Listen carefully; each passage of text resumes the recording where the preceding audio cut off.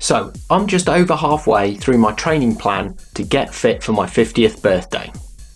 I've already learnt plenty along that journey, so here are the top 7 things I've learnt that could help change your health forever.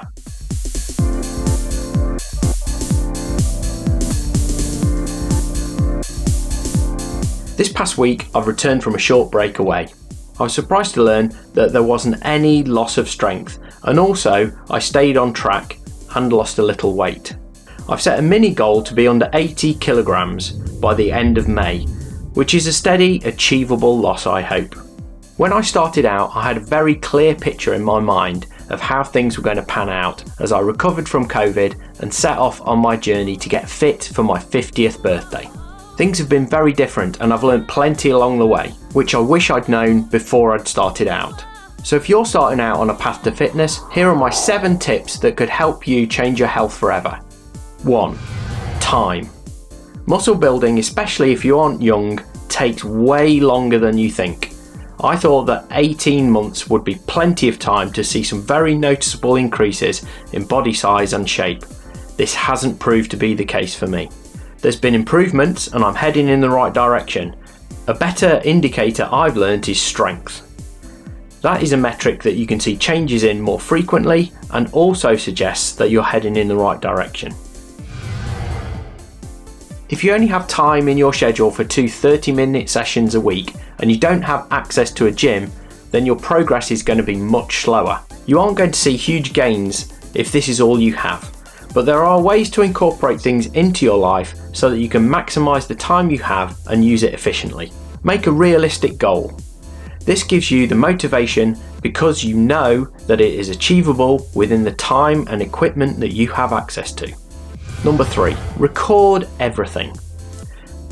When you start off, record your weight and some of your body measurements like waist, hips and biceps. This will give you a baseline that you can always refer back to along your path to fitness. After that, I found it useful to keep records of everything, mainly using apps on my phone, so that it was relatively automated. This enables you to track progress and have some data to refer to if you see something happen to your progress, good or bad. I constantly track my sleep pattern, my calorie intake, my exercise, my protein intake and my weight. Then every few months I record body measurements, which change much more slowly. If you measure these too regularly, you'll be in danger of feeling low when you don't see the numbers change. 4. Cardio. You don't need to have an expensive gym membership. You can work out at home for a very limited cost. Keeping up a level of cardio to burn off calories will help you if you're trying to lose body fat. Cardio is a very important part of your thermogenesis equation. If you're looking to build muscle, you'll also need an organised training program. You can get these from all kinds of apps, from personal trainers or athletes, YouTubers, magazines like Men's Health, or just make up a bespoke program yourself. I landed on a couple of apps that gave me very precise programs over 8 to 12 week blocks. I started using the Centre app from Chris Hemsworth, and more recently I used the Morsia app from YouTuber Matt Does Fitness. I liked the fact that both of these apps offer a complete program, and if you're starting out, it takes away any anxiety you might have of putting your own program together. Number 5, diet. When I started out, and now, I'm carrying way too much body fat. I, like many, thought that the way to build muscle was to consume a huge amount of calories. This isn't the case. If you already have excess fat, maintaining is just fine. If you consume the correct amount of protein and stay at a level of calories around your maintenance value, you'll be fine. I wish I'd discovered this information much sooner in my journey. Keeping track of your calories is super important, especially if you want to control your body fat. I use recipes from Greg Duchette and Ross Edgley as my main meal of the day. If possible, I try and keep the same breakfast and lunch every single day. The other thing that I've learned is that I definitely wasn't drinking enough water. When training, staying hydrated is essential.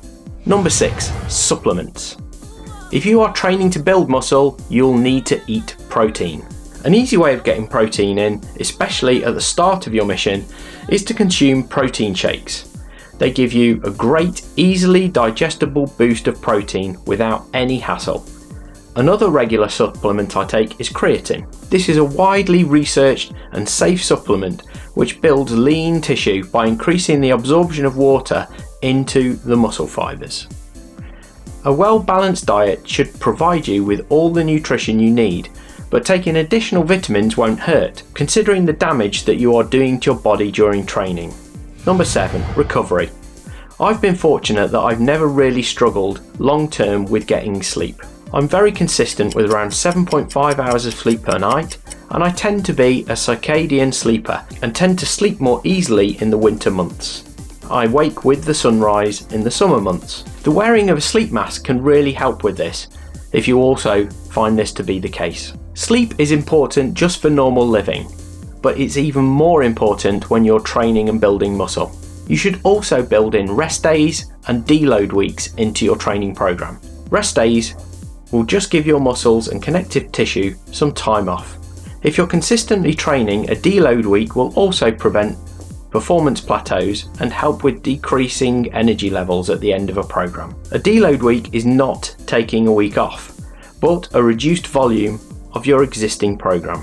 So those are the 7 goals that I've learned to keep me on track to follow my mission goal of building muscle and getting fit for my 50th birthday. Let me know in the comments below whether you've tried any of these and had success or have any other suggestions. See you next time.